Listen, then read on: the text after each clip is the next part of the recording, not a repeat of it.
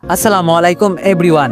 অন্ধমের ভালোবাসা সিজন 2 চতুর্থ পার্ট। তো চলো বেশি কথা না কইয়া গল্প শুরু করা যাক। বাসের পেছনের সিটে বসে দীপু ভাবতে লাগলো, চলে তো এলাম, এরপর কি হবে? রিয়ার স্নেহাকে কোথায় নিয়ে রাখবো? নতুন শহরে পুরনো স্বপ্নের ভাঙা টুকরো নিয়ে কিভাবে সাজাবো জীবনের পরবর্তী অধ্যায়? মাথার ভিতরে হাজারো প্রশ্নের ভিড়, একটার পর একটা চিন্তা এসে আসতে পড়ছে বুকের ভেতর। এই অনিশ্চয়তার ভিড়ে রিয়া কি আবারও ভরসা রাখতে পারবে আমার উপর? স্নেহার মুখের নিষ্পাপ হাসি কি বজায় রাখতে পারবো আমি? চোখে এক ফোঁটা ঘুম নেই, অথচ শরীর ভেঙে পড়েছে। পিছনের সিটে মাথা ঠেকিয়ে জানালার ফাঁক দিয়ে আকাশটা দেখতে লাগলাম। তারার আলো আজ অপরিচিত লাগে, যেন আকাশও তাকে চিনতে পারছে না। বাস কখন জিমিয়ে থামে, কখনো গতি নেই। দীপুর বুকের ভেতরও ঠিক তেমনই একরাশ আশার আলো জ্বলে ওঠে, আবার নিভে যায় হঠাৎ হাওয়ায়। আল্লাহ যদি একটা ছোট্ট আশ্রয় জুটে দিত, একটা ঘর, একটুখানি নিরাপত্তা, যেখানে রিয়ার মুখে আবার সেই পুরোনো হাসিটা দেখতে পেতাম। এইদিকে রাতের আধারে নীরবে অশ্রু বিসর্জন দিচ্ছে সুরাইয়া। তার সংসার প্রায় ভাঙতে বসেছে। গত কয়েকদিনে তার স্বামী একবারও ফোন করেনি। যদিও কখনো সুরাইয়া ফোন করতো তো তার একটাই কথা, টাকা জোগাড় করতে পেরেছ? তুমি তোমার ভাগ বুঝে নিচ্ছ না কেন? ভাই বোনের সামনে কান্নাকাটি করো, তাদের ভাগও তোমায় দিয়ে দিতে বলো। সেই সময় সুরাইয়া শুধু চুপচাপ শুনে যেত, তার কিছু বলার নেই। কি বা বলবে? তার ভাই বোন তার কথা শুনছে না, এটা নাকি তার সংসার ভেঙে যাওয়াতে কারোর কিছু যায় আসে না। সামান্য একটু সম্পত্তির জন্য যেন ভাই বোনের আর সম্পূর্ণ অপরিচিত কেউ হয়ে উঠেছে। আমি তো তাদেরই বোন, একই রক্ত, একই ঘরে শৈশব পার করা, তবুও কেন এত নির্মমতা? চোখের কোণে অশ্রুর নোনা জল জমে থাকলেও বুকের ব্যথাটা যেন আরো বেশি ভারী। মনের গভীরে প্রশ্ন জাগে, আমি কি কেউ ছিলাম না তাদের কাছে? একটু সহানুভূতি কি প্রাপ্য ছিল না আমার? না চাইতেও দীপুর কথা মনে পড়ল তার। আজ দীপু ভাই থাকলে একটা সমাধান দিতে পারত, একটু ভরসা দিত। যেই ভাইটা না খেয়ে তাদের খাইয়েছে, নিজের পড়ার খরচ বাঁচিয়ে তাদের বই কিনে দিয়েছে, বাবা মায়ের ওষুধের পয়সা জুগিয়েছে, সেই ভাইকে তারা সবাই মিলে ঘরছাড়া করলো। সামান্য সম্পত্তির লোভে তারা ভুলে গেল কিভাবে এই ভাইটি একদিন পুরো সংসারে ছায়া হয়ে দাঁড়িয়েছিল। সুরাইয়ার বুক পেটে কান্না আসতে চাইলো, কিন্তু গলা দিয়ে বের হলো না কোনো কিছুই। মনে হলো এই অন্ধকার রাতটা যেন তার হৃদয়ের মতোই ভারী, নির্বাক।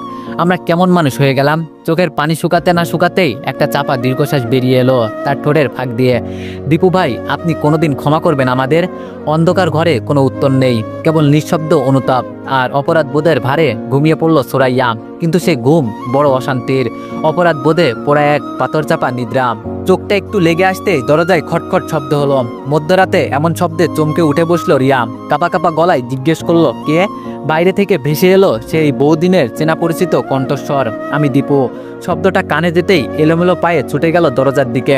দরজা খুলে চোখের সামনে যেই মানুষটাকে দেখলো, সে যেন এক মুহূর্তে সব কষ্ট, অভিমান আর আক্ষেপ ধুলোয় মিশে গেল। রিয়া কোনো কথা না বলেই দীপুকে জড়িয়ে ধরে হাউমাউ করে কেঁদে উঠল। রিয়া বলল, কোথায় ছিলেন আপনি? আমাকে আর আমাদের মেয়েকে এভাবে একা ফেলে দিয়ে কোথায় পালিয়ে গিয়েছিলেন? জানেন কতটা অসহায় হয়ে পড়েছিলাম, কিন্তু বিশ্বাস কখনো হারাইনি। জানতাম আপনি ফিরবেন। ওয়ানেক্স হচ্ছে সবচেয়ে বিশ্বস্ত বুকমেকার, যা পিএইচডি এবং সিরিয়া অ্যাপের অফিসিয়াল পার্টনার। এই অ্যাপসে আপনি cricket, football, tennis live match দেখতে এবং তাদের স্কোর ভবিষ্যৎবাণী করে সহজেই অর্থ উপার্জন করতে পারবেন। সেই সাথে বিএমডব্লিউ গাড়ি, আইফোন, ল্যাপটপ এবং আরও অনেক নগদ পুরস্কার জেতারও সুযোগ রয়েছে। এই অ্যাপটিতে আপনি crush crystal, under and over 21 ইত্যাদি গেম খেলে সহজেই আয় করতে পারবেন। আপনি বিকাশ, নগদ, রকেট ব্যাংক, ক্রিপ্টো, পেপল এবং অন্যান্য সহজ পদ্ধতির মাধ্যমে সহজেই আপনার জেতা টাকা তুলতে পারবেন। এখানে আপনি 24 ঘন্টায় 7 দিন গ্রাহক সহায়তা পাবেন। তাই এখনই পিন কমেন্টের লিঙ্ক ব্যবহার করে রেজিস্ট্রেশন করুন, অথবা গুগলে ওয়ানেক্স সার্চ লিখে রেজিস্ট্রেশন করুন। আর হ্যাঁ, রেজিস্ট্রেশনের সময় আমার প্রোমো কোড VODO7 ব্যবহার করে প্রথমবার ডিপোজিটে 20,000 টাকা পর্যন্ত পান। দীপু থেমে রইল কিছুক্ষণ, চোখ নামিয়ে বলল, আমি জানি না কি বলে মাপ চাইবো। আমি পালাইনি রিয়া, আমি শুধু ভেবেছিলাম তোমাদের বোঝা না হয়ে কিভাবে ফিরে আসা যায় সেই সাহস খুঁজছিলাম। রিয়া দীপুর বুকে মুখ গুজে বললাম, আমি আপনার সাহস চাইনি, চেয়েছি আপনার পাশে দাঁড়ানোটা। আপনি ছিলেন বলেই সবকিছু সম্ভব হয়েছিল। আপনি ছাড়া আমাদের এই পৃথিবীটাই ছিল ফাঁকা। ঘুম ঘুম চোখে উঠে বসলো স্নেহা, আদো আদো স্বরে মিষ্টি টানে ডেকে বলল, বাবা। সেই একটু করো শব্দ যেন গোটা পৃথিবীর কোলাহল থামিয়ে দিল। দীপু বিস্ময়ের ছোঁয়ায় তাকিয়ে রইল ছোট্ট মেয়েটার দিকে। সেই মেয়েটা যার মুখখানি চোখের পাতায় আঁকা ছিল দিনের পর দিন। তার কোলের দিকে হাত বাড়াতে স্নেহা হাত পা ছুঁড়ে খুশিতে কুকু শব্দ করল। মেয়ের বুকে তুলে নিয়ে দীপু নিঃশ্বাস নিল। কতদিন হয়ে গেল মেয়েকে সেভাবে আদর করা হয় না। কতদিন পর যেন বুকটা পূর্ণ হলো। রিয়া দীপুকে কোথায় বসতে দিবে, কোথায় ঘুমাতে দিবে তা নিয়ে ব্যতিব্যস্ত হয়ে পড়ল। রিয়া বলল, আপনি রাতে কিছু খেয়েছেন? রিয়ার প্রশ্নে দীপু মৃদু এসে উত্তর দিল, মেয়েকে বুকে নিয়ে বিছানায় গায়ে লিয়ে দিল দীপু। সকালবেলা খুশি মনে বাইরে বেরিয়ে এলো রিয়া। বড় ভাবির প্রশ্ন করলেন, হঠাৎ কি হলো তোর? রিয়া বলল, উনি কাল রাতে চলে এসেছেন। বড় ভাবি মাকে ডেকে বলতে লাগলেন, আম্মা আপদ বিদায় হয় নাই, আবার ফেরত আইছে। আমাদের ঘাড়ে বসে খাবে আর সংসারে অশান্তি বাঁধবে। আমি আগেই বলে দিচ্ছি আপনার বড় ছেলের টাকা দিতে পারবে না। এখন আপনার মেয়েকে আপনি কি করবেন সেটা আপনি ভালো জানেন। মেধবাবু বললেন, আমি একা খাওয়াইতে পারবো না, একজন হলে না হয় খাওয়াইলাম, তাও যদি আপনি বলেন তাহলে ভাগ করে দেন। একা খাওয়ানো আপনার ছোট ছেলের পক্ষে সম্ভব না। শাশুড়ি দীর্ঘশ্বাস ছাড়লেন, ছেলে দুইটা জন্ম দিলাম আমি, মানুষ করলাম আমি, আর এখন বউয়েরা মালিকানা দেখাই। মনে হয় আমি ছেলেদের কেউই না, ওরাই ছেলেদের সব। চেঁচামেচি শুনে বাইরে বেরিয়ে এলো দীপু। শাশুড়ি দীপুর দিকে ক্ষীণ দৃষ্টি নিক্ষেপ করলেন। দীপুর হঠাৎ উপস্থিতি কেউই ভালোভাবে নিতে পারেনি। তার ফিরে আসা যেন পরিবারের জন্য কোনো সুখবর নয়, বরং অশান্তি আর বিরোধের কারণ হয়ে দাঁড়ালো। বাড়ির সবাই তাকে দেখে অবাক হলো। শাশুড়ি, রিয়ার বড় ভাইয়ের বউ এবং মেজো ভাইয়ের বউ সবাই মিলে তাকে আক্রমণ করতে লাগলো। শাশুড়ি প্রথমেই বললেন, তুমি কি বিশ্বাসযোগ্য মানুষ দীপু? 2 দিনের জন্য কোথায় গিয়েছিলেন, কোনো খবরও দিলে না, আর এই অবস্থা কি হবে আমাদের রিয়ার সঙ্গে আল্লাহ ভালো জানে। একদিন আমাদের চিন্তায় রেখে তো কিছুই হয়নি, তো এখন এসে আবার কি চাও? বড় ভাইয়ের বউ গম্ভীর কণ্ঠে বললেন, আমরা তো জানতাম না তুমি কোথায় ছিলে, তবে জানো তোমার এই আচরণ আমরা আগেই ধারণা করতে পেরেছিলাম। রিয়া ও স্নেহাকে আমাদের ঘাড়ে রেখেই তুমি এমন চলে গেলে। আর কি জানো, এখন এইসব গাফলতি আর দোয়াই দিয়ে তো সংসার চলবে না, আমরা রিয়ার আবার বিয়ে দিব।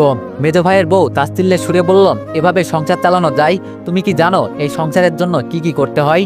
শুধু খালি চলে যাওয়ার পর ফিরে আসা। রিয়াকে একা ফেলে রেখে তুমি কি প্রমাণ করতে চাও? কিছুই বুঝতে পারছি না। রিয়া এইসব অপমান চুপচাপ সহ্য করতে পারল না। তার ভিতরে জমে থাকা খুব ধীরে ধীরে মুখে এসে পড়ল। রিয়া বলল, আপনারা কেন দীপুকে এইসব কথা বলছেন? তোমাদের কি কোনো দায়িত্ব নেই?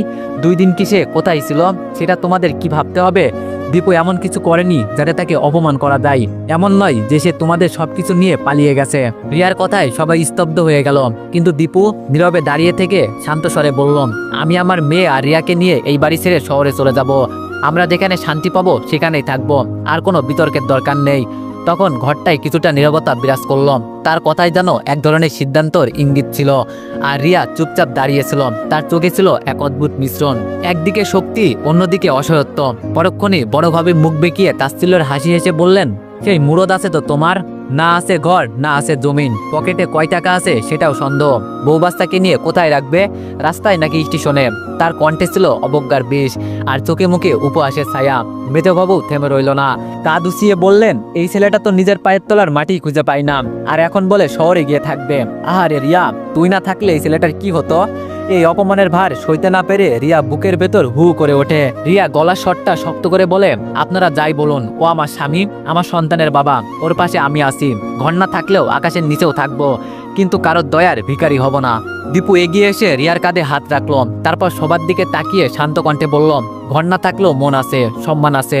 আমি আমার বউ আর মেয়েকে নিয়ে শহরে চলে যাব, যেখানে অবহেলা নয়, থাকবে একটু শান্তি।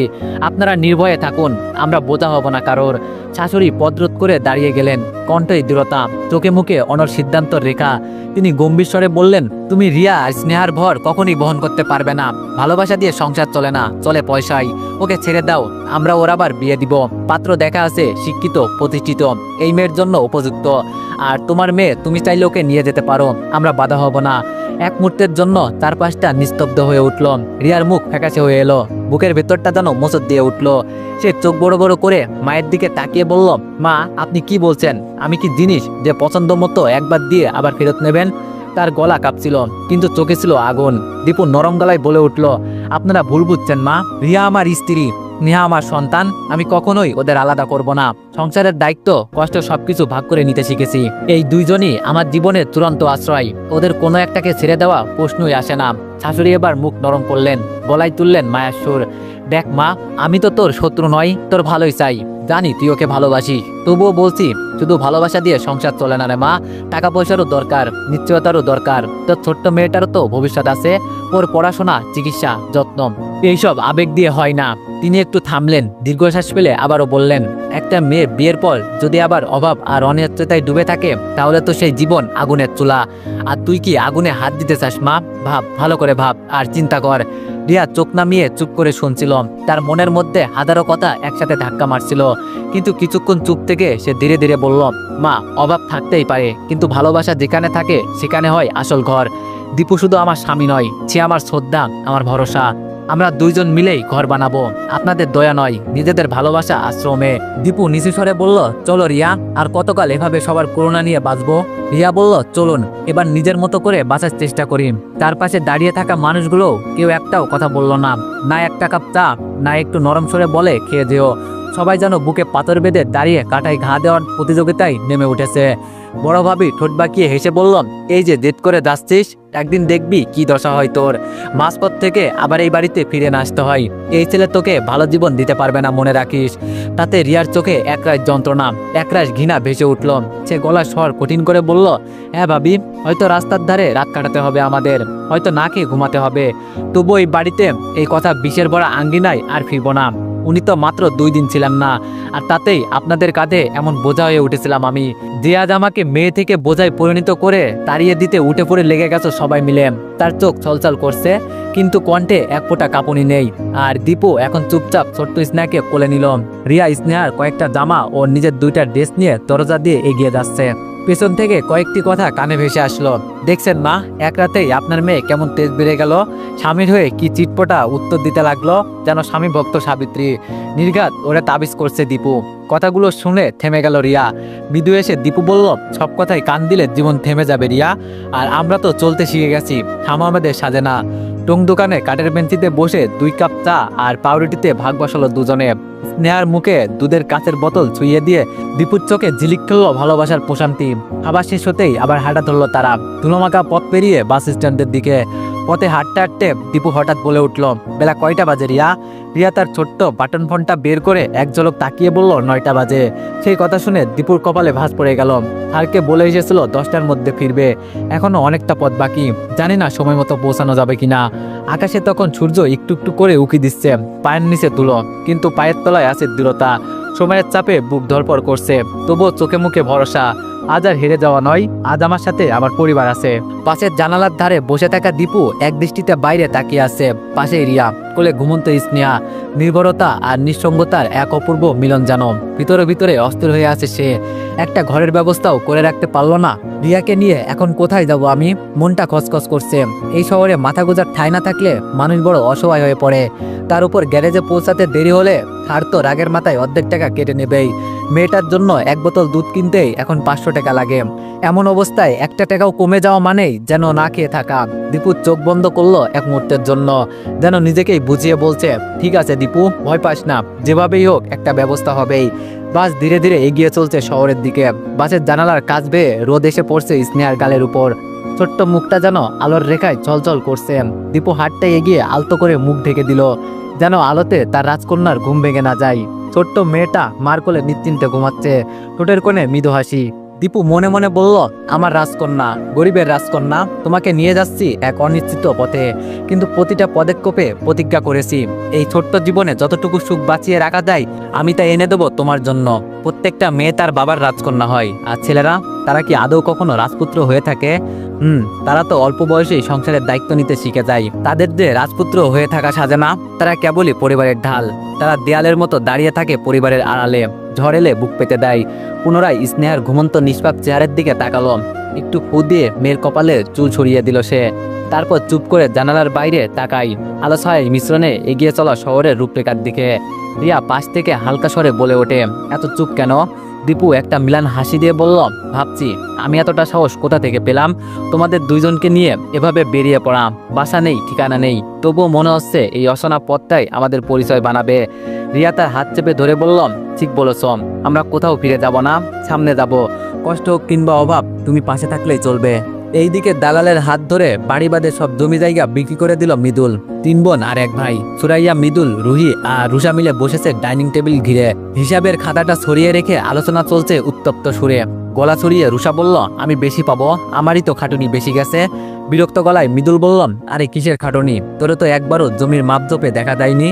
বাবা পাশের ঘরে বসে দরজার ফাঁক দিয়ে সব শুনে চলেছে নিঃশব্দে। চোখ দুটো যেন আর সামলে উঠতে পারছে না, জল থেমে থাকছে না কিছুতেই। একসময় যাদের হাসি শুনে বাড়ি মুখর হয়ে উঠত, আজ তারাই সম্পত্তির টানে হায়ানার মতো দাঁত বের করে বসে আছে। আমি কোথায় ভুল করলাম? নিজেকেই যেন প্রশ্ন করলেন বৃদ্ধ বাবা। তিলে তিলে করে গড়া এই ঘর, এই উঠান, এই ক্ষেত জমি, সব শেষ হয়ে গেল নিজের সন্তানের হাতে। দেয়ালের ফাঁক দিয়ে আলোর রেখার মতোই একটা স্মৃতি উকে দিল মনে। দীপু ছেলেটা যদি পাশে থাকতো, মাঝে মাঝেই সে চুপ করে এসে বসতো তার পাশে, জিজ্ঞেস করতো আপনার শরীর ভালো আছে তো। একটু করে মায়া ছিল ছেলেটার চোখে, ছিল দায়িত্বর চাপ। কে জানে কোথায় আছে এখন। যেখানে থাকিস ভালো থাকিস বাবা, তুই চলে গিয়ে বেঁচে গেছিস আর আমি থেকে গিয়ে নরক যন্ত্রণা ভোগ করছি। মৃদুল 3 বোনকে 6 লাখ করে দিয়ে নিজে 7 লাখ টাকা নিল।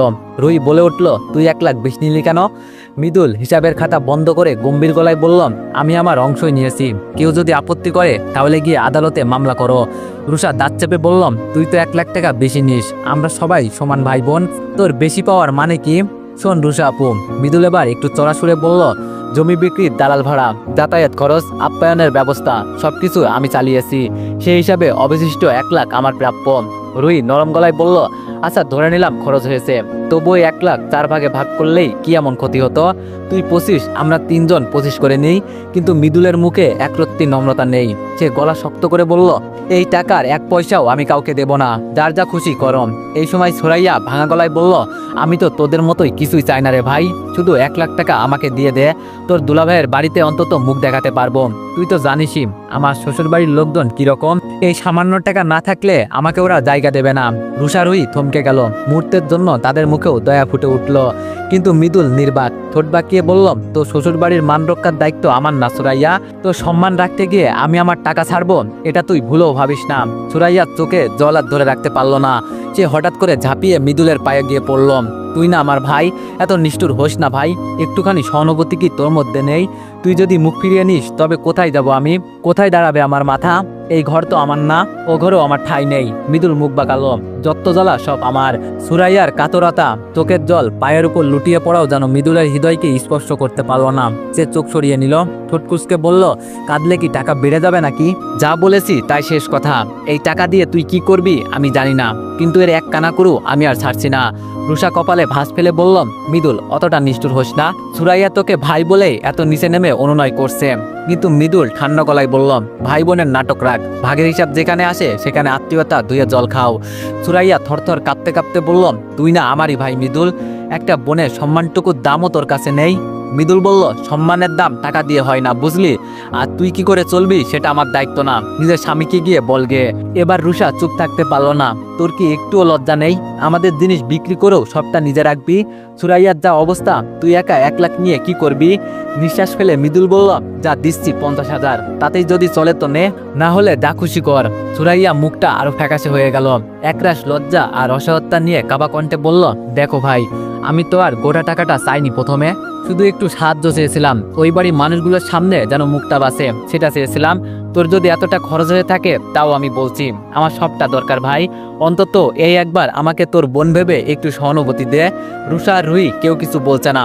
মৃদুল গম্ভীর মুখে কিছুক্ষণ চুপ থেকে বলল, আচ্ছা ঠিক আছে, তোদের এত অনুনয় মিনতির পর আর না বলার ইচ্ছা থাকলেও পারছি না, কিন্তু মনে রাখিস এই 1 লাখ টাকা দিয়ে আমি তোর দায় মুক্ত, এরপর আমার কাছে যেন কিছু চাস না।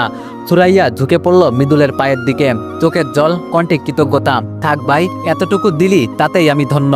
জানি তুই ভালোবাসিস না, কিন্তু এতটুকু করেছিস এটাই অনেক। সবার চোখে মুখে বিরক্তি, যেন কারো 1 পয়সা গেলেও সহ্য হয় না, অথচ ভাই বোন বলে কত, তবু স্বার্থ যেন সম্পর্কে সবটুকু শুয়ে নিয়েছে। বাসটা থামতেই দীপু চোখ তুলে তাকালো, তার পাশে চেনা শহর, চেনা রাস্তা, অথচ কি অচেনা লাগছে আজ।